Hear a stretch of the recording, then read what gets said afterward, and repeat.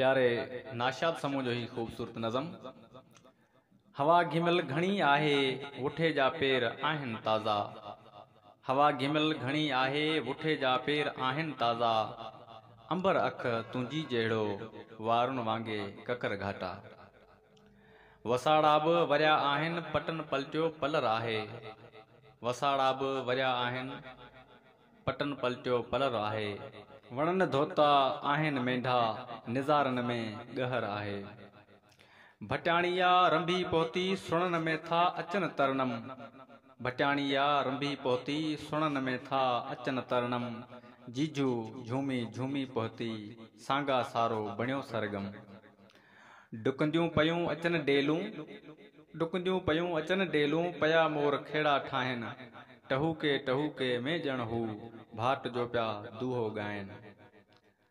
हरणी चाल हली आयूं नारंगियुनि जहिड़ियूं नारियूं। हरणी चाल हली आयूं नारंगियुनि जहिड़ियूं नारियूं। वाटूं वहिंजी मंझां खुशबू स्वागत लाइ उथियूं सारियूं। होश हवा खे बि को नाहे होश हवा खे बि को नाहे। हटियो पर्दो थोरो आहे।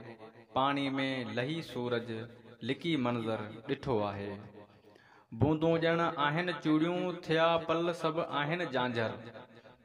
बूंदूं ॼण आहिनि चूड़ियूं थिया पल सभु आहिनि झांझर।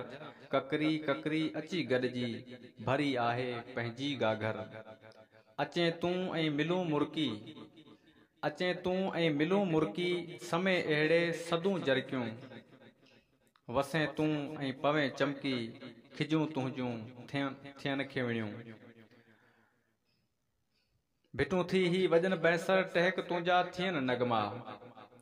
भिटूं थी ही वजन बैंसर टहक तुंहिंजा थियनि नगमा। सीमूं छेड़नि वरी सारंग डहर डहर थी वजन वाॼा।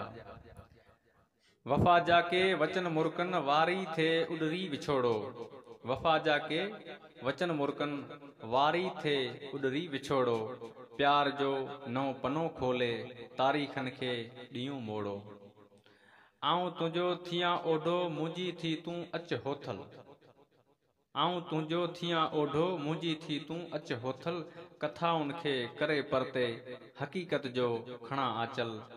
कयूं शाहिद पंहिंजो डूंगर कयूं शाहिद पंहिंजो डूंगर। वाइदनि जा छला पायूं तरी तड़गी ॿई गॾिजूं।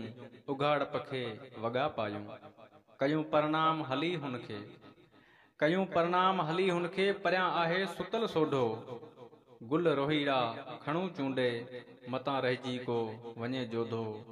किसो भली को न बणिजूं किसो भली को न बणिजूं। किसन खे पर कयूं माठा। इश्क इंसान बिना कहिड़ो पाण खे पाण सभु सम्झूं। इश्क इंसान बिना कहिड़ो पाण खे पाण सभु सम्झूं। आओ चकासर मथे गॾिजूं आओ भोॾे सर मथे गॾिजूं।